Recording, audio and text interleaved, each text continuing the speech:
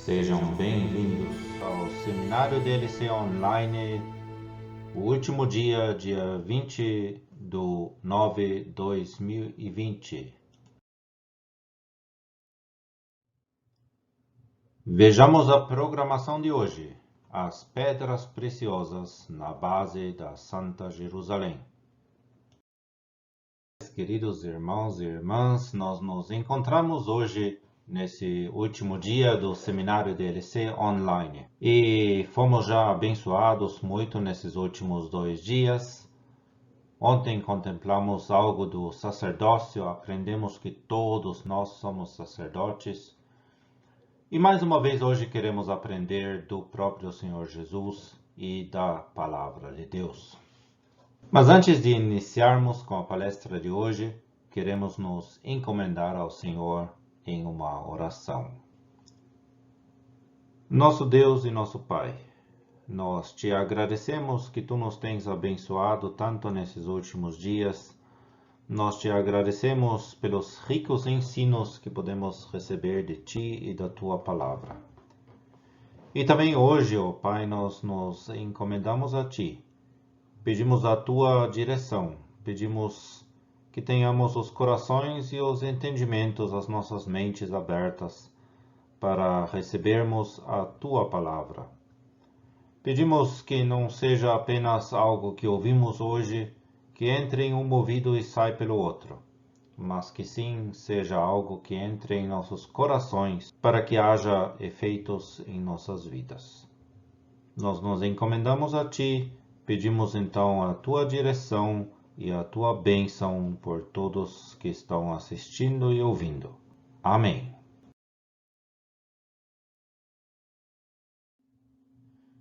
Então, queridos irmãos e queridas irmãs, todos os ouvintes e aqueles que estão assistindo, mais uma vez queremos nos ocupar hoje, nesta noite, com as pedras preciosas que encontramos nas Escrituras. Ontem já vimos algo a respeito do sumo sacerdote, do éfode e do peitoral. E hoje queremos nos ocupar com aquilo que nos é dito no livro de Apocalipse quanto às bases da cidade santa. Vamos retomar alguns poucos pontos da palestra de ontem. Por que, afinal, encontramos pedras preciosas na Bíblia? Não seria algo supérfluo? Já vimos ontem que não.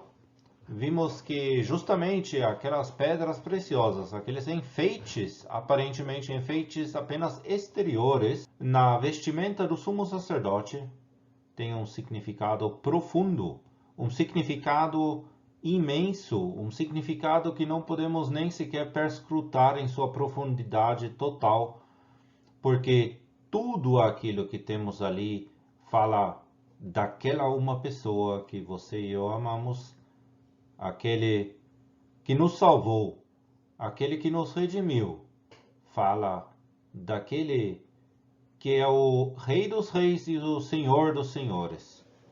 Fala do verdadeiro sumo sacerdote, do Senhor Jesus. Para que então essas pedras preciosas?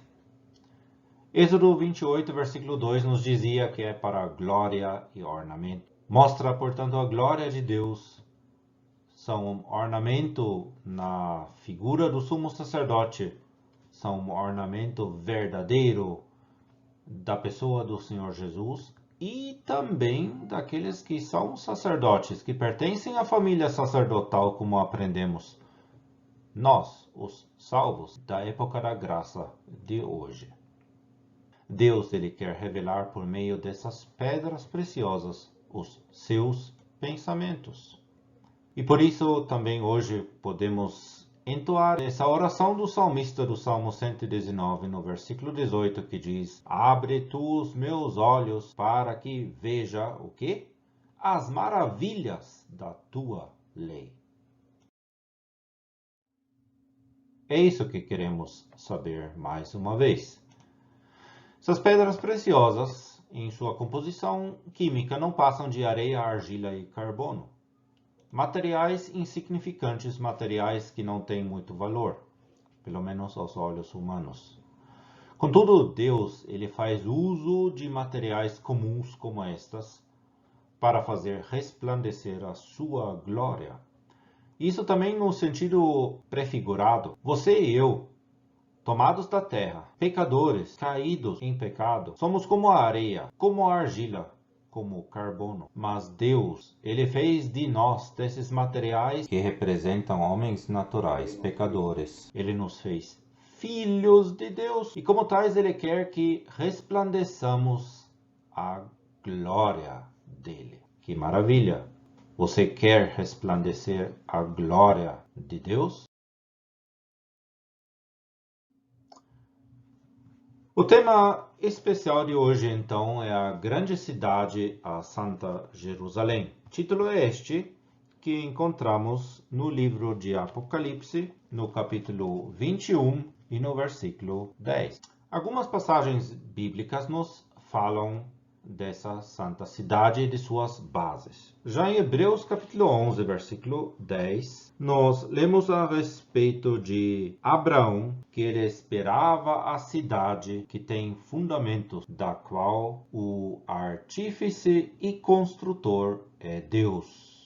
Ele esperava a cidade que tem fundamentos. Essa cidade e os seus fundamentos nós encontramos de forma especial, então, no livro de Apocalipse, no capítulo 21, nos versículos 10 a 12, onde nós lemos que João foi levado em espírito a um grande alto monte e mostrou-me a grande cidade, a Santa Jerusalém, que de Deus descia do céu. E ela tinha a glória de Deus, e a sua luz era semelhante a uma pedra preciosíssima, como uma pedra de jaspe, como cristal resplandecente. E tinha um grande e alto muro, com 12 portas, e nas portas 12 anjos e nomes escritos sobre elas, que são os nomes das 12 tribos dos filhos de Israel. Os próximos versículos que falam desta cidade e dos seus fundamentos é o versículo 14 do mesmo capítulo. E o muro da cidade tinha 12 fundamentos, e neles os nomes dos 12 apóstolos do Cordeiro. E finalmente, então, no mesmo capítulo, a partir do versículo 18, encontramos a descrição desses fundamentos. E a construção do seu muro era de jaspe, e a cidade de ouro puro, semelhante a vidro puro. E os fundamentos do muro da cidade estavam adornados de toda a pedra preciosa. O primeiro fundamento era jaspe, o segundo, safira, o terceiro, calcedônia, o quarto, esmeralda, o quinto, sardônica, o sexto, sárdio, o sétimo, crisólito, o oitavo, berilo, o nono, topázio, o décimo, crisópraso, o undécimo, jacinto, o duodécimo, ametista. Até aqui, então, a leitura da Palavra de Deus. E agora queremos nos ocupar com cada uma dessas pedras preciosas, de cada um desses fundamentos em especial. Antes de entrarmos nos fundamentos em si, vale a pena ressaltar algumas coisinhas a respeito dessa cidade. Já vimos no versículo 10 que ela é chamada de a grande cidade, a Santa Jerusalém. Contudo, o versículo 9, e o versículo 9 é muito interessante e elucidativo nesse sentido, ele diz no final: vem mostrar-te-ei a esposa, a mulher do Cordeiro. Nós conhecemos bem esse termo Cordeiro, o título do Senhor Jesus, usado principalmente no livro de Apocalipse. E aqui o anjo está dizendo a João: mostrar-te-ei a esposa, a mulher do Cordeiro. E o que ele mostra é uma cidade, a Santa Jerusalém, a grande cidade que de Deus descia do céu. Portanto, a própria palavra de Deus aqui explica que essa cidade, essa grande cidade, essa Santa Jerusalém descendo de Deus do céu, é uma figura da esposa do Cordeiro. Portanto, uma figura do conjunto de todos os verdadeiros salvos de todas as épocas, desde o Pentecostes até ao arrebatamento, ou seja, a igreja na época da graça.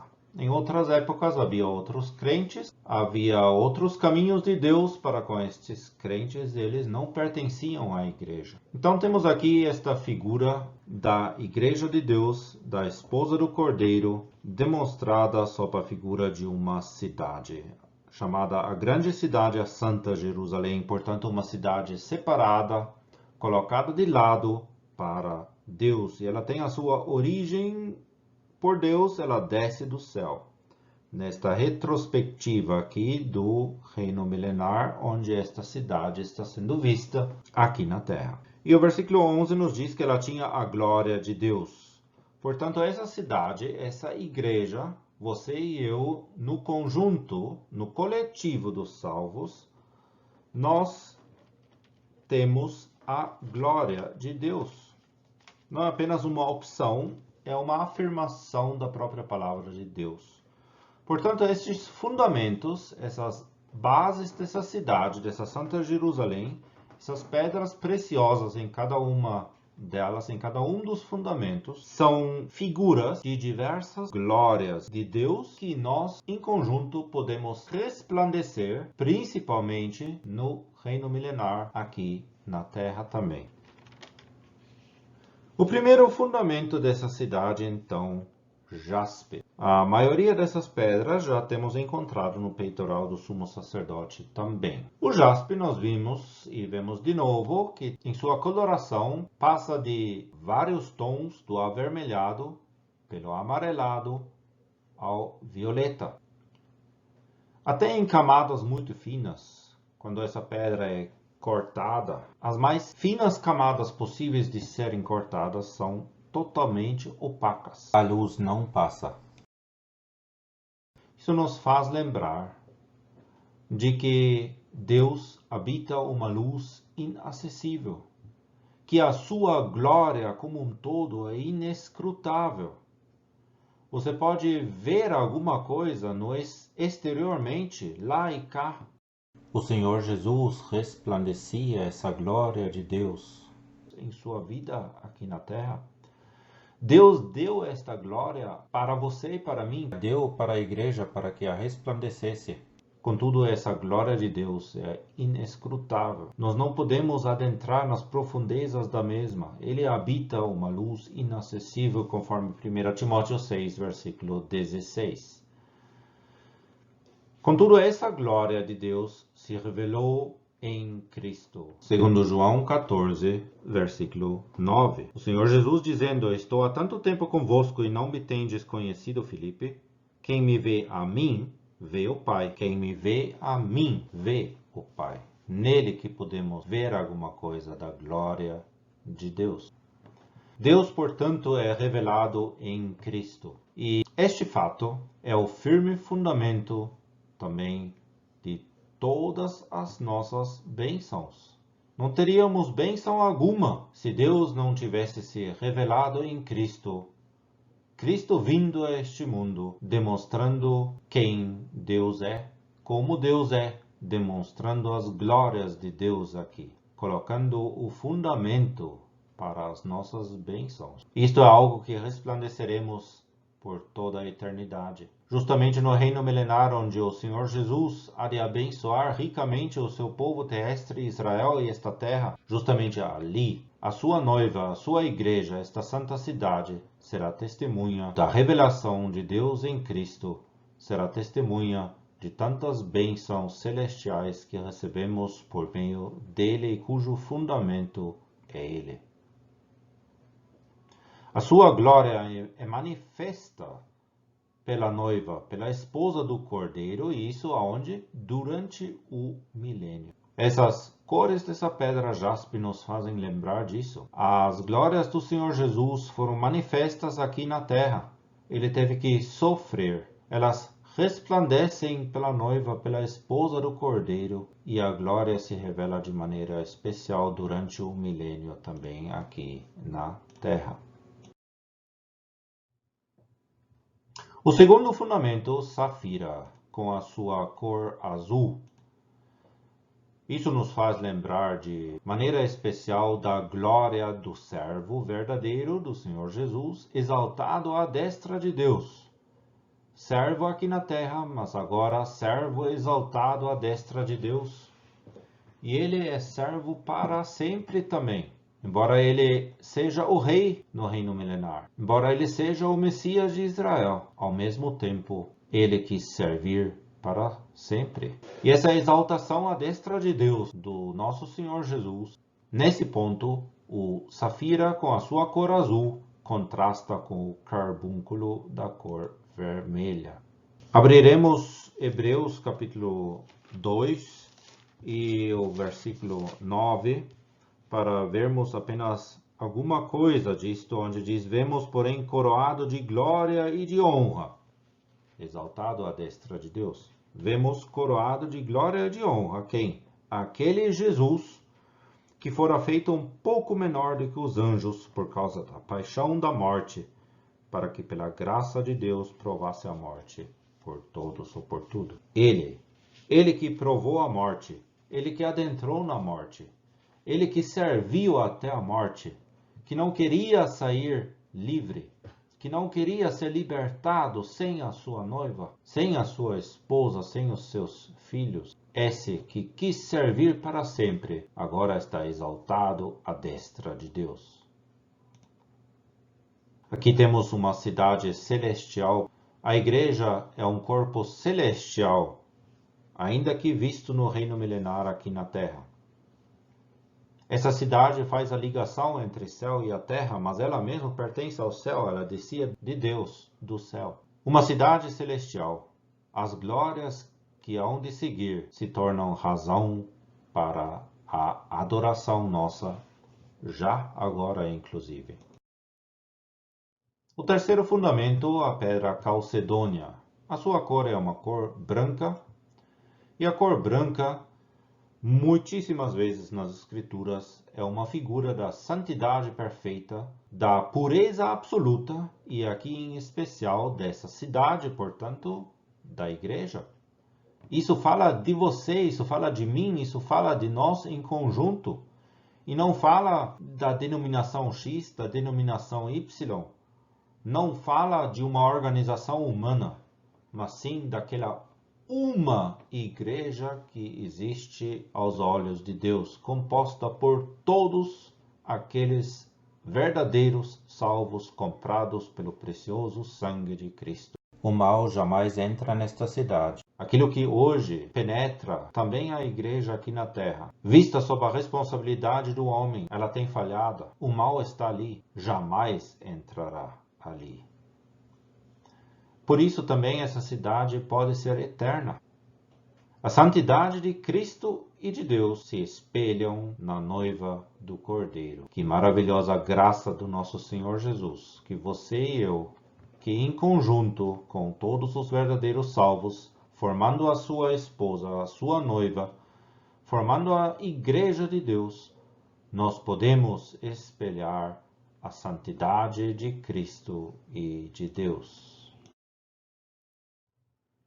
O quarto fundamento, esmeralda, uma pedra de cor verde, e a cor verde nos mostra, de forma geral, nas Escrituras, a glória da criação. Também a criação que saiu das mãos de Deus, ela tem a sua glória específica.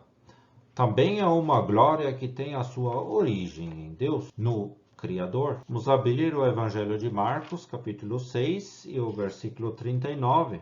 Ordenou-lhes que fizessem assentar a todos em ranchos sobre a erva verde. A erva verde aqui também uma figura da criação, e no Salmo 132, no versículo 15, também nos é dito: abençoarei abundantemente o seu mantimento, fartarei de pão os seus necessitados. É isso que faz Deus na criação. Também ali ele mostra a sua glória. Aqueles que lá em Marcos se assentaram na relva verde eram aqueles que foram abençoados com a oportunidade de assistirem um pouco da glória do Criador em meio à sua criação. Ele que dá fartura. A glória do milênio emana também do Messias, do Senhor Jesus, assim como todas as bênçãos. Todas as bênçãos, glórias que nós vemos no milênio têm a sua origem nele, naquela uma pessoa, no Messias de Israel. E estas bênçãos, estas glórias que teremos ali também na criação, as teremos em abundância. O quinto fundamento, a pedra sardônica, é uma pedra especial. Essa pedra tem uma cor vermelho de sangue, misturado à cor de unha, geralmente em faixas, como se vê nesta imagem aqui. Isso é uma figura maravilhosa também do nosso Senhor Jesus. De Cristo outra vez. Cristo foi levado brutalmente à morte, o vermelho de sangue. Ele derramou o seu sangue. Mas quem fez isto, visto pelo lado da responsabilidade, lógico que ele se deixou levar, que ele permitiu que isto acontecesse, mas ao mesmo tempo isto aconteceu por meio de uma humanidade maldosa e cruel, que com as suas mãos mataram a Cristo. E justamente essa crueldade, essa maldade que se manifestou ali na cruz do Gólgota, onde a maldade humana encontrou seu cúmulo, ali na morte de Cristo, temos também a vitória justamente de Cristo sobre o mal, sobre Satanás que estava por detrás de tudo isto. Temos a base para a nossa redenção. Mas vamos nos lembrar sempre desse fato. O Senhor Jesus Cristo foi levado brutalmente à morte por você e por mim, pela humanidade maldosa e cruel, da qual você e eu também fazemos parte. Não teríamos reagido diferente. Portanto, essa pedra sardônica, ela nos mostra a morte de Cristo como a base eterna da paz e das bênçãos dos redimidos. Que maravilha! O sexto fundamento dessa cidade, sárdio ou rubi. Muitos provavelmente já têm ouvido falar dessa pedra ou até conhecem esta pedra, já têm visto essa pedra em joalherias. É uma pedra de coloração vermelho de sangue, um vermelho forte, brilhoso, cristal que resplandece vermelho. Logo após o diamante, essa pedra, o sárdio ou a pedra rubi, é a pedra mais preciosa. Isto nos mostra em uma figura muito bonita que o sangue de Cristo tem um valor de fato imensurável. Ninguém pode medir o valor que o sangue de Cristo tem. Esse preço que foi pago, um preço requerido por Deus. Não era possível que o Senhor Jesus tivesse morrido de uma outra maneira qualquer. Sem o derramamento de sangue não há redenção, diz a palavra de Deus. Não bastasse que ele entregasse a vida dele de alguma maneira, mas sangue teve que ser derramado. O sangue de Cristo, um valor imensurável. O sangue de Cristo é um tema que atravessa todas as escrituras também. É algo que atravessa a Bíblia como um fio vermelho lá de Gênesis até Apocalipse. O sangue de Cristo com o seu grande, imensurável, impagável valor. Valeria inclusive um estudo pessoal de você pegar as escrituras e seguir o sangue por meio dela. Você vai encontrar maravilhas também a respeito da pessoa do Senhor Jesus. Ele vai se tornar cada vez mais precioso para ti. Você e eu vamos perceber como ele é precioso, como esse sangue de Cristo é precioso, como isso foi necessário. Qual o valor que tem esse sangue diante de Deus? Qual preço foi necessário ser pago por você e por mim? E isso com certeza vai ter uma influência, um efeito em nossas vidas. Esse sangue de Cristo nos lavou e esse sangue, portanto, nos abriu, nos garantiu a entrada no céu e também é a eterna garantia de nosso lugar no céu. Isso é algo que testemunharemos para todo sempre. Quando no reino milenar, as pessoas que vivem nesta terra, e em especial o povo de Israel, o remanescente de Israel, verá a noiva do Cordeiro, a esposa do Cordeiro, verá a rainha ao lado do Messias, ao lado do rei. Eles vão reconhecer que essa noiva tem uma posição diferente deles, que não é uma posição terrena, mas sim celestial, que pertence ao céu, que tem um lugar mais próximo, mais íntimo com ele. E nós daremos testemunho que esse nosso lugar no céu, essa entrada no céu, foi aberto, foi garantido, foi possibilitado pelo sangue de Cristo que nos lavou.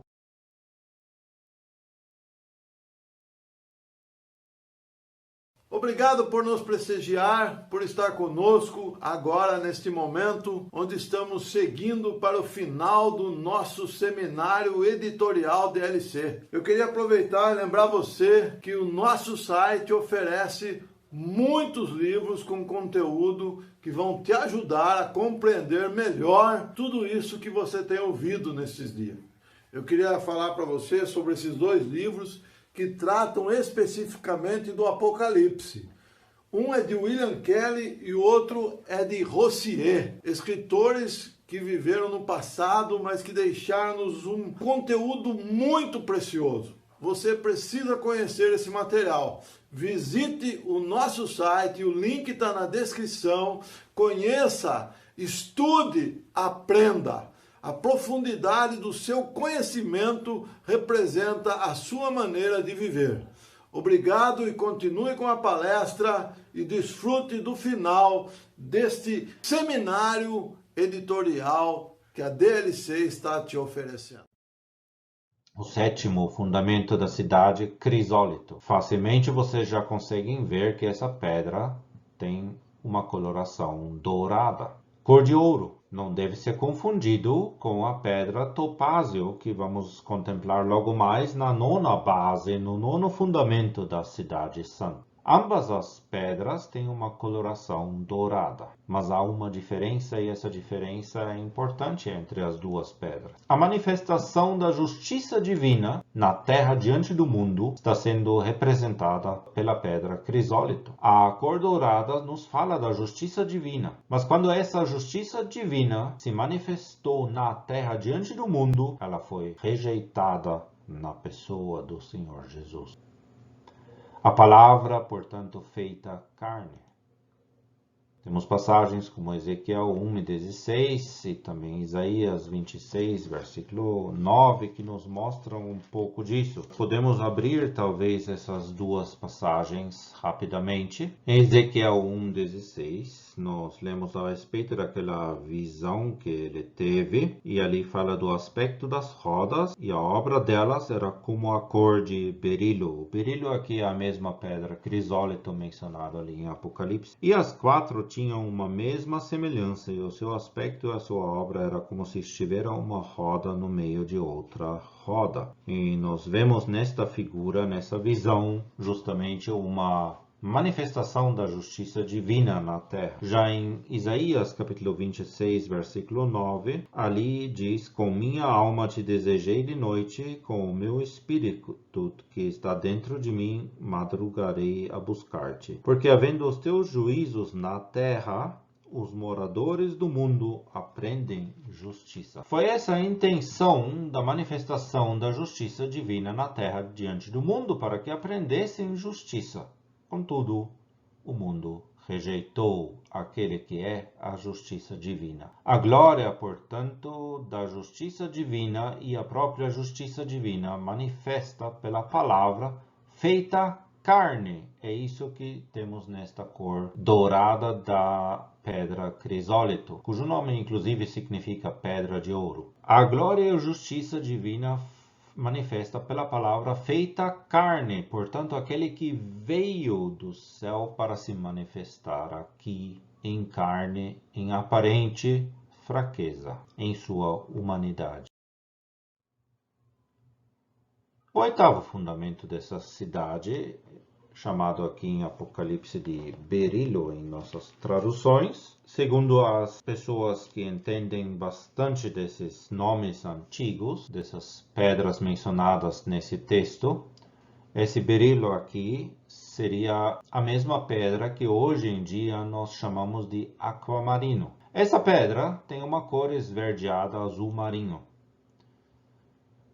Isso também é uma bela figura dos redimidos que foram tomados do mar. O mar, principalmente no livro de Apocalipse, mas também em outras passagens das Escrituras, é uma figura das nações em sua inquietação, as nações em sua revolta. E nós, você e eu, os redimidos, o conjunto dos salvos, foi tomados desse mar das nações, de todas as tribos, línguas e nações, e agora nós nos encontramos em calmaria total. Lá no futuro também, na glória, quando estaremos descendo com o Senhor Jesus a esta terra outra vez, como a sua noiva, como esta grande e santa Jerusalém, como esta cidade, ali estaremos em perfeita paz, em perfeita calmaria. Mas fomos tomados de entre as nações, de todas as tribos, línguas e nações. Esse azul marinho, essa figura da água marítima, aqui é petrificada,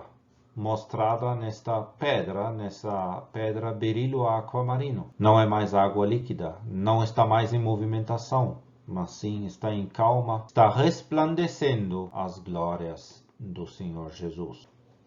Portanto, essa pedra, esse fundamento, esse oitavo fundamento dessa cidade, o berilo aquamarino, ele nos fala de tranquilidade eterna que gozaremos nós com o nosso Senhor Jesus. Estaremos para sempre com o Senhor. Impossível que ali haja inquietação. Nada daquilo que hoje nos ainda deixa inquietos, nos deixa agitados, nada disto está ali. Ali há tranquilidade eterna. O nono fundamento dessa cidade é o topázio. Já falamos algo em ligação com o sétimo fundamento, ou quando contemplamos o crisólito. Agora temos o topázio, também cor amarelo de ouro, contudo um ouro cintilante, algo que resplandece, e não podemos confundir também com o crisólito da sétima base. Ambas as pedras, como já disse, cor de ouro, contudo uma diferença. Ambas as pedras mostram a justiça divina, simbolizam a justiça divina. A glória também da justiça divina, manifestada justamente na pessoa de Cristo, na pessoa do Senhor Jesus, e por meio dele também na igreja. Versículos como Malaquias 4:2, Salmo 24:9 nos mostram um pouco disso. Mas qual que então é a diferença do topázio com o crisólito? Qual que é a diferença na figura da glória da justiça divina? Lá nós tínhamos a glória da justiça divina manifesta na palavra feita carne, vindo de Deus aqui no mundo em aparente fraqueza. Agora a pedra topázio, com o seu amarelo de ouro cintilante, ela nos mostra a justiça divina manifesta também aqui na terra, mas de uma maneira diferente, em glória, na revelação do Messias diante do mundo. Você consegue ver a diferença? Justiça divina em ambos os casos, mas por um lado, manifesta naquele homem Jesus Cristo que andou em aparente fraqueza por este mundo. A palavra eterna, sim, a palavra feita carne. Um homem. Agora esse mesmo homem manifesta a justiça divina diante do mundo, na revelação dele, na glória dele como Messias e Rei diante desse mundo. Ele vai demonstrar que aquele que veio e foi rejeitado é o mesmo que há de reinar em justiça durante aqueles 1000 anos. O 10º fundamento, a pedra crisópraso. Essa pedra é uma pedra de coloração dourada esverdeada. Poderíamos dizer é a cor do ouro mesclada ao esverdeado a cor do alho poró. Aí nós temos uma ideia mais ou menos dessa pedra. E em conexão com essa pedra temos um versículo bastante interessante no Salmo 68. E esse versículo eu gostaria de ler para nós também nesta noite. Salmo 68 e o versículo 3. 13, nos fala ainda que vos tenhais deitado entre redis, contudo sereis como as asas de uma pomba, cobertas de prata, e as suas penas de ouro amarelo. Esse ouro amarelo, esta expressão ali, na verdade é de ouro verde. É justamente a mesma cor que nós encontramos nesta pedra crisópraso de Apocalipse. Ali, portanto, fala-se a respeito de uma pomba. No Salmo 55, nos versículos 6 a 7, o salmista Davi, em um salmo de ensinamento, ele diz: "Ó, quem me dera asas como de pomba, então voaria e estaria em descanso. Eis que fugiria para longe e pernoitaria no deserto." A pomba, portanto, é uma ave, um pássaro aqui, que nós inclusive encontramos já na Arca de Noé, quando ele soltou essa pomba, e ela procurou também por descanso e não achou. Não encontrou lugar fora da arca. Já esta pomba ali do Salmo 55 está procurando também por descanso. E finalmente encontraremos esse descanso. Portanto, essa cor dourada de ouro e alho poró, esse crisópraso, esse dourado ou esse ouro verde, nos remete à figura dessa pomba por meio do versículo que encontramos nesse Salmo 68 que temos lido. E com isso chegamos ao significado dessa pedra. O redimido, você e eu, nós somos como uma dessas pombas. Éramos pessoas que estávamos procurando por descanso e não encontrávamos descanso. O único lugar de descanso que encontramos é dentro da arca, não fora dela. O crente, o salvo, o redimido, ele é como um ouro verde. Ele é um estrangeiro no mundo. Ele é alguém procurando por descanso e não acha esse descanso no mundo. Mas ele acha esse descanso dentro da arca, dentro da pessoa do Senhor Jesus, de quem também aquela arca é uma figura.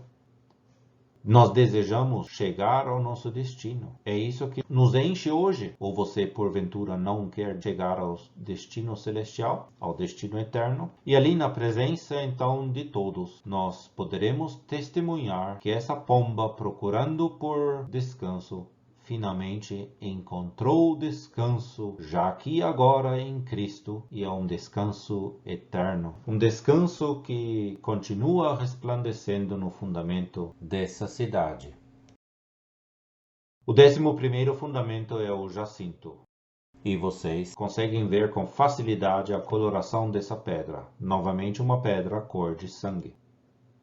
Contudo, essa pedra, ela tem uma característica muito especial. Primeiramente, queremos abrir um versículo aqui no próprio livro de Apocalipse, no capítulo 9 e o versículo 17, onde nós estamos lendo: "E assim vi os cavalos nesta visão, e os que sobre eles cavalgavam tinham couraças de fogo, e de jacinto e de enxofre.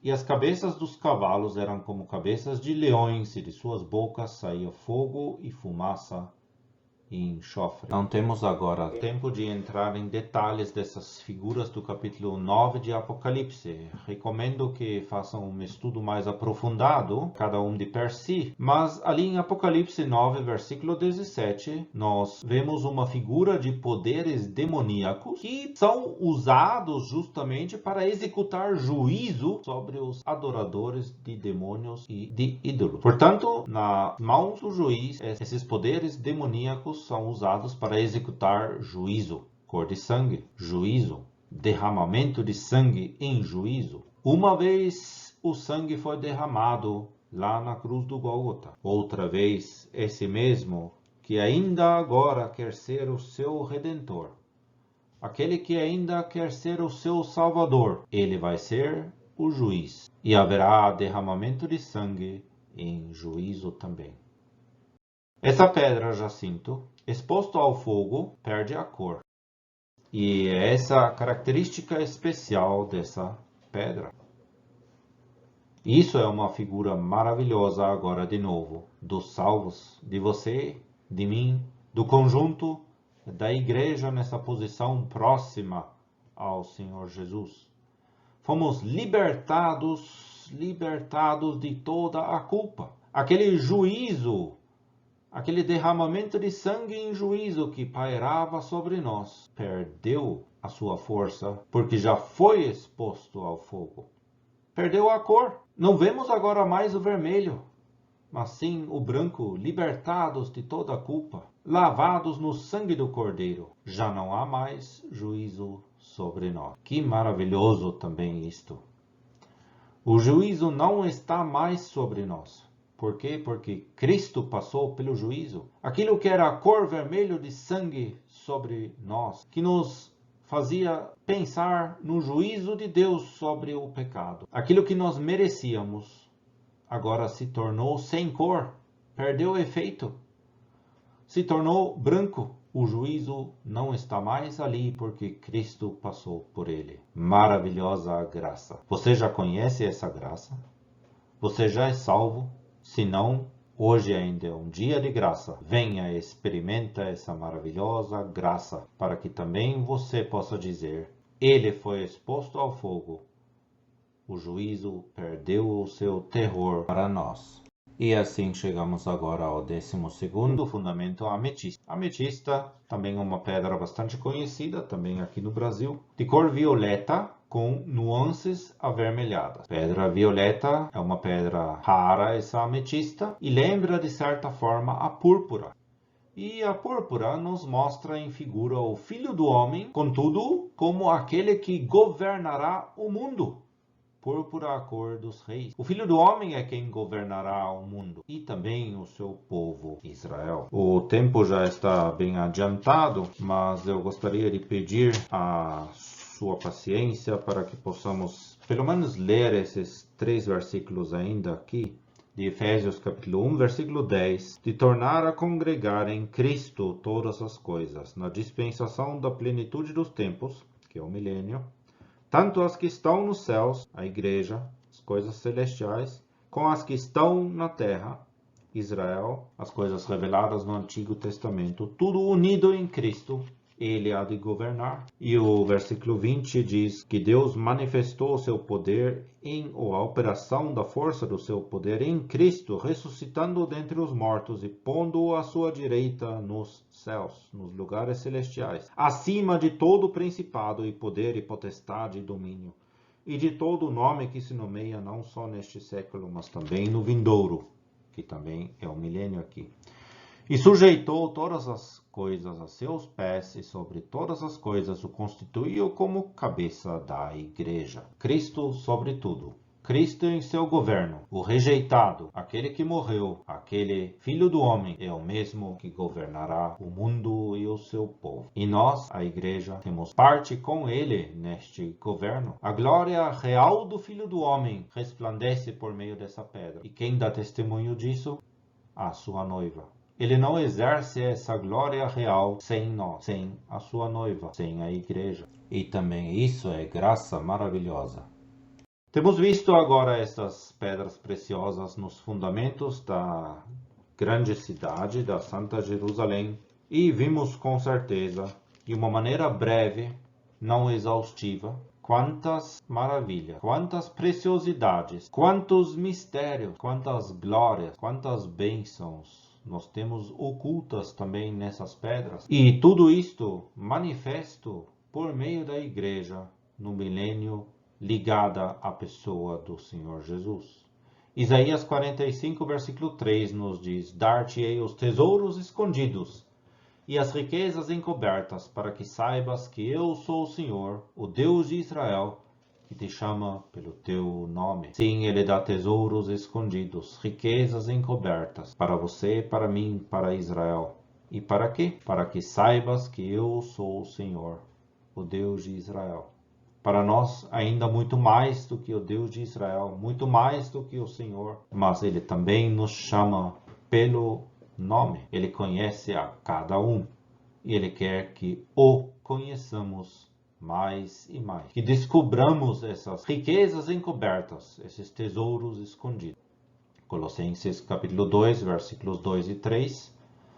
Para conhecimento do mistério de Deus e Pai e de Cristo, em quem estão escondidos todos os tesouros da sabedoria e da ciência. Sim, nele estão escondidos esses tesouros. Vamos perscrutar um pouco mais, vamos nos esforçar um pouco mais para descobrir as preciosidades e esses tesouros da sabedoria e da ciência.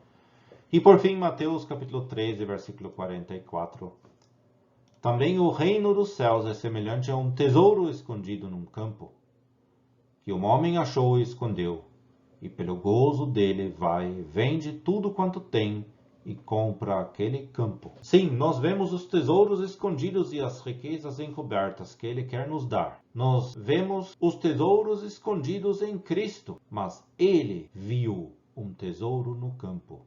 Ele viu as glórias dele se resplandecendo naqueles homens perdidos que formariam a igreja dele, a noiva dele, a essa santa cidade, Jerusalém. Você e eu, todos nós juntos, formando a noiva de Cristo, ele nos viu. E ele, pelo gozo dele, ele foi e vendeu tudo o que ele tem e ele comprou aquele campo. Não por causa do campo, mas por causa do tesouro escondido no campo. Ele comprou o campo, ele derramou o seu sangue, pagou o preço pelo tesouro escondido que ele viu ali. Façamos jus a sermos esse tesouro resplandecendo tudo aquilo que um dia resplandeceremos em perfeição. A ele somente seja a adoração e a glória e a honra para sempre.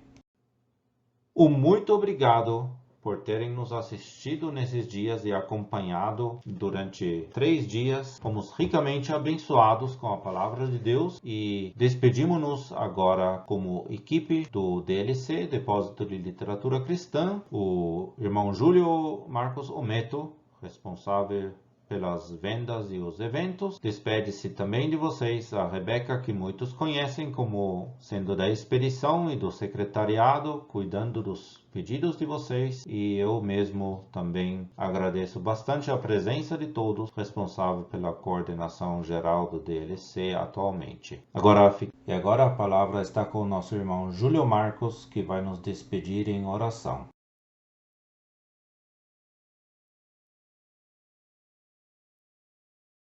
Chegamos ao final do nosso seminário editorial DLC. Foi um prazer ter você conosco. Foi muito oportuno aprendermos juntos. Eu quero lembrar você que em 2021 teremos o nosso seminário editorial lá em Serra Negra, no Hotel Vale do Sol. Visite o nosso site, conheça as oportunidades, você pode pagar parcelado, participar conosco e ouvir muita coisa sobre o tabernáculo, assunto que nós vamos tratar ali em 8 palestras e mais uma surpresa para você. Então serão 9 palestras. Você que está participando conosco desse seminário online, não deixe para depois. Vá agora, entre no nosso link, conheça as oportunidades para participar do nosso seminário editorial DLC. O link está aí na descrição. Eu conto com você lá em Serra Negra em 2021. Muito obrigado. E agora eu gostaria de encerrar com uma oração. Pai, muito obrigado. Te agradecemos em nome do Senhor Jesus por uma oportunidade tão grande, por nos ter dado, Senhor, este seminário online, por ter nos ensinado tantas coisas, por termos aprendido da Tua palavra. Quero recomendar estes irmãos que trouxeram essas palavras para que o Senhor cuide dele, o Senhor os ajude, alimente espiritualmente. E também quero recomendar cada um dos nossos assistentes. Agradecer a Ti, ó Pai, porque Tu proveu que eles estivessem participando conosco. Recomendamos também, Senhor, os nossos dias diante de Ti, os nossos ministérios, em especial a obra de literatura, a qual o Senhor tem dado em nossas mãos, para que possamos trabalhar para Ti. Nós Te agradecemos, ó Pai, por mais essa oportunidade, no nome do Teu Filho, o Senhor Jesus, que tem sido tão precioso para nós. em nossas vidas. Amém. Obrigado, foi um prazer estar com você. Esperamos você lá em Serra Negra.